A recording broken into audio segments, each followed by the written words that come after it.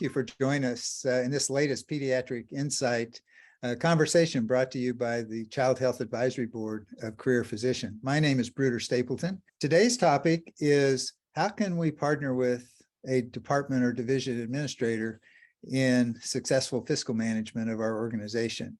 Today's Child Health Advisory Council participants include Danielle LaRocca-Rena, former president of the State University of New York, upstate in Syracuse. Craig Hillemeyer, former dean at Penn State University. Chris Gleason, former division chief at the University of Washington. Ronald Strauss, former pediatrician in chief and chair at Cincinnati. Bob Sowen, former surgeon in chief at Seattle Children's. Kick this conversation off and then ask our colleagues for their experiences. When I became a chair, I had never had to consider myself a CEO. And when you're a department chair, or actually now more importantly in large divisions, you function in a very important financial oversight role. In a large department, this is very can be very financially daunting because the sums are big and the implications important if you are finding problems and getting on top of things. So, I think today I found personally that the department administrator was incredibly helpful and important as a partner in managing the financial oversight of our department. And I really did consider the administrator as a partner, potentially as like the CFO or COO of the department and working closely with me. So any insights into your experiences? Arnie, you were a chair for a long time at two places. How did you and your administrator partner and oversee the finances? First, I agree with you completely that the partnership is absolutely critical, and utilizing that administrator's expertise or finding an administrator who has the expertise that you may not have is crucial. My major point, though, is that you as the division chief or the department chair have to understand the finances. And many people, as Bruder intimated, don't when they start a position. I remember my own experience when some 20 years ago, somebody asked me how many RVUs the department did. I said, what's an RVU? And I think that illustrates the problem. We have to understand what the finances are. And then I think it's really crucial to balance or think about how to balance the various sources of revenue as well as how those monies are expended. It's not just about clinical income, although that's obviously what drives most of the monetary efforts within a department. It's about being able to balance the educational mission, the research mission with that clinical mission and revenue. So I think the first key step is to understand the finances and to understand, depending on the institution, how they differ in your department or division compared to others. So, example, pediatrics has a very different approach to revenue than surgery or medicine. And the administration of the medical school needs to understand that and to work with you as the department chair to deal with those differences. And that includes contracting. So again, a personal experience, one of my institutions, tried to understand the contracting and talked with people about it. And they said, well, it's all the same for everybody. I said, why is that? We're the only institution that can deliver high-end specialty pediatric care. We should have a high payment schedule for those services because nobody else can deliver them. And the insurance company absolutely needs our expertise. So that was a way of learning how to increase revenue, in fact, dramatically increase revenue based on my understanding of pediatrics. So the first step, I think, is understanding where the sources of revenue are and making sure that everybody that's working with you, including the administrator, also understands those. I, of course, agree with all of the comments that Arnie made, and thank you for having this topic. I think that's important. So I'll go over 5 points very quickly. One, I think you're right, the preparation of the chair and assessing your own preparation. I'll give you an example. When I became chair of Children's Hospital, the administrator, then the old administrator, I made the decision to replace, and I had 6 months of having to work without an administrator. So one is I knew intimately by that time the processes, but I can tell you partnership with an administrator is critically important. So I had the advantage of actually interviewing and then assessing both my own strengths and where I needed complementary skill sets and the administrative sense. And I couldn't agree more with Arnie in terms of sources of revenue, which is not just the clinical revenue, but depending on how your institution is structured, you know, external funding, federal funding, state funding, foundation, and fundraising. And all of those sources of income need to come to bear. Second is vision. When I interviewed this again, I'm giving you a case example, this new administrator, it was critically important for me, not only to understand his preparation at, fiscal preparation, all right, that he had to be really knowledgeable in terms of the tools to use to be able to put data together, business plans, et cetera. I wanted this administrator to have vision for what we were about as a children's hospital, critically important to me, so that the vision is set straight. Third was the balance. I have nothing to add with that. Absolutely. Education, research, clinical policy, I would add to that. And then devil in the details in understanding revenue and expenses, or income and expenses in the total model. But I also went through a 2-year stint of compensation models driven by a particular methodology. It was the CARTS methodology, which is clinical, administrative, research, teaching, and strategic. It doesn't need to be that, but it needs to be a real understanding of how compensation occurs. And the last point is equity across that, because we know, for example, I'm a general academic pediatrician. I am, I am boarded in child abuse, but I can tell you the way our faculty are compensated is under-resourced for divisions such as general academic peds. So where's the equity in terms of the fiscal view of it? So those are the 5 things I try to keep in mind, and obviously there are more. Just wanted to emphasize what Danielle and Arnie said about the importance of the administrator. It's really difficult to overestimate the importance of the administrator to the success of a division, of a department, of a children's hospital, actually of a medical center. And I think the other problem that I sometimes see is that the chairs need to understand that just because they're chair, they don't automatically have a great knowledge of finance, and that humility in terms of working with the administrator and helping them understand that you really don't come from the same perspective at it as they do, and they can help you and be very valuable in helping you understand what are those important things to make everyone successful and to help the department, division, whatever, achieve its goals.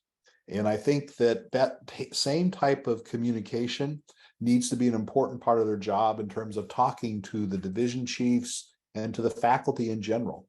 And I think those are important things that are oftentimes not really understood in people in terms of dealing with their administrators. So Chris, as a division head, what's your perspective on this? Yeah, well, thanks, Bruder.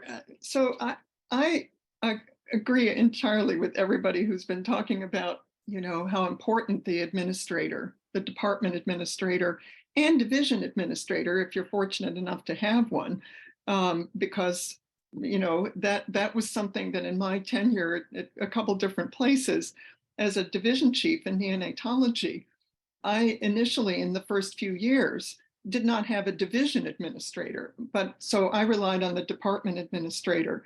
And for all the reasons that you all have talked about, that was a very important partnership.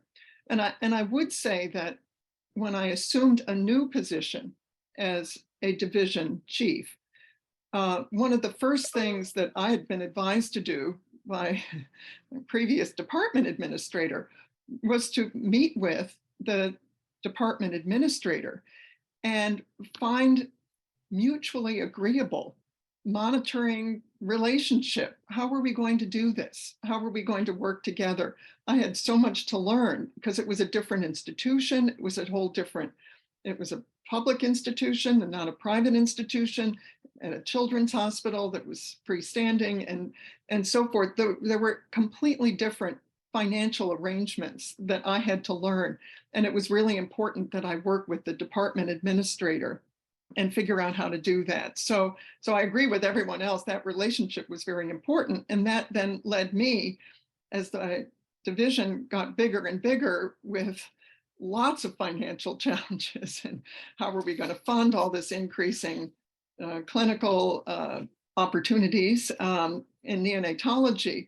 It became very important for me to advocate for a division administrator who could then work with the department administrator to help us both reach agreeable financial arrangements that would serve not just the division, but the department's priorities.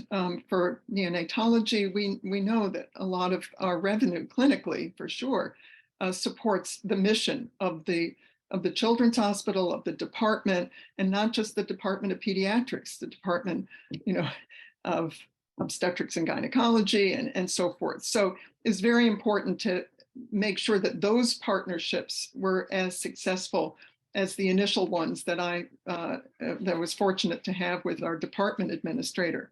One other thing that I would like to add to this conversation is how much I began learning and bringing to the table about the financial arrangements for neonatology, but with children's hospitals, with departments of OBGYN, departments of pediatrics, from national resources. The child health research councils that went with, various both research endeavors, but also organizations that were very, very strong advocates of what we division chiefs should be thinking about and advocating for our faculty and for the departments that we served. And I found those national resources, especially like you were saying, Danielle, different compensation models, what's a full-time clinical FTE, things of that nature that went with the departments and the Association of Academic Administrators in Pediatrics, AAAP. All of those things, those were very important national resources for me, partnering with other division chiefs in the department who had similar issues, like in emergency medicine or in pediatric surgery, saying what were their challenges and how were they meeting their challenges. That was also something I found very useful. It's very important. The partnership is very important, but it does need to be a partnership. And if there's not a shared vision, it's not going to be a good partnership. So that if the chair's goal, for example, is to increase research and broaden the perspective of the department in that regard, and the administrator doesn't agree with that, that's going to be a very difficult relationship. And so I found that we needed to change, and the department administrator was not going to be a good partner. So that is a key decision of a transition. Obviously, shouldn't be done without trying it out and working together. But at some point, sometimes the departmental administrator needs to change. And I emphasize what I said before and what's been suggested by Chris, the relationships with other parts of the institution, including the financial leadership, are so important, whether it's just the hospital, if it's a freestanding children's hospital, or the rest of the medical center. That working relationship with the administrator, so the departmental administrator and the CEFO, for example, of the medical center, those relationships need to be understood, and they need to be educated about pediatrics. Because pediatrics is perceived as a small part of the financial resources of the institution, often they don't understand pediatrics. And I absolutely am certain that the vast majority do not understand that the newborn intensive care unit in every medical center is the single most important financial contributor to the financial health of the medical center. Type of education is crucial to be having both a good working relationship and garnering the resources that one needs to have to develop the rest of the department.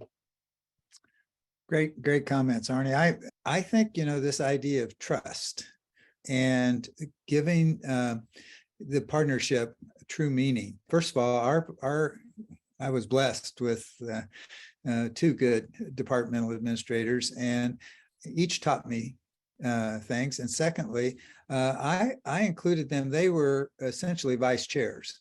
We had a weekly phone in of all the vice chairs and the administrator, just to highlight if anyone had concerns or things they were working on that everyone needed to know about.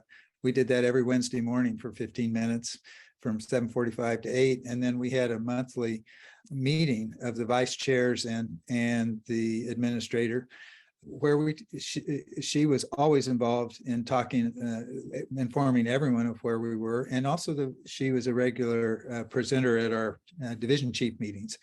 Finding position of trust and for instance, giving them an opportunity to have their, to contribute strategically. Our administrator started a Kaizen program to improve efficiency of the people in the department administration, giving monthly awards and posting a bulletin board. And it was tremendously received by the folks in the department administration, because then they were recognized also.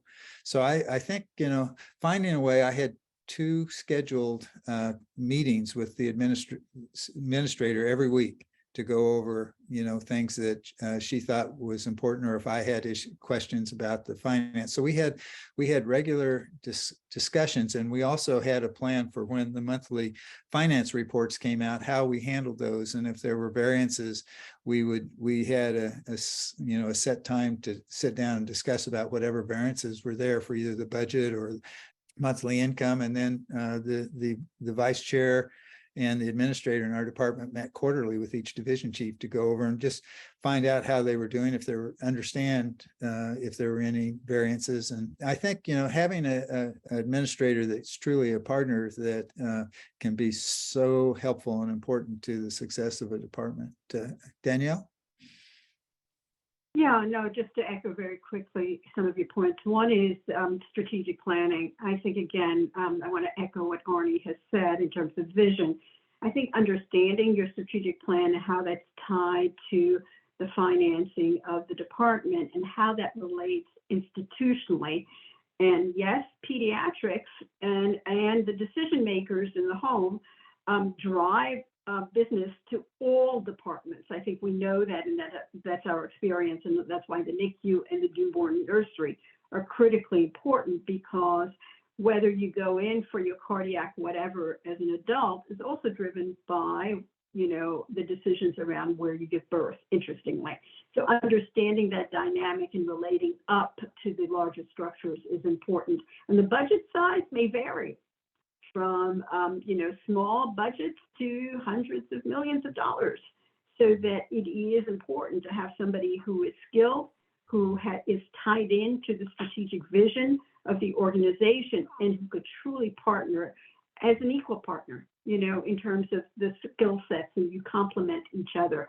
So, and of course, cross-cutting kinds of issues, I think, are really important. And I think Chris pointed to this, is that one division may be very big, and yet genetics may be very small or not even housed totally in pediatrics.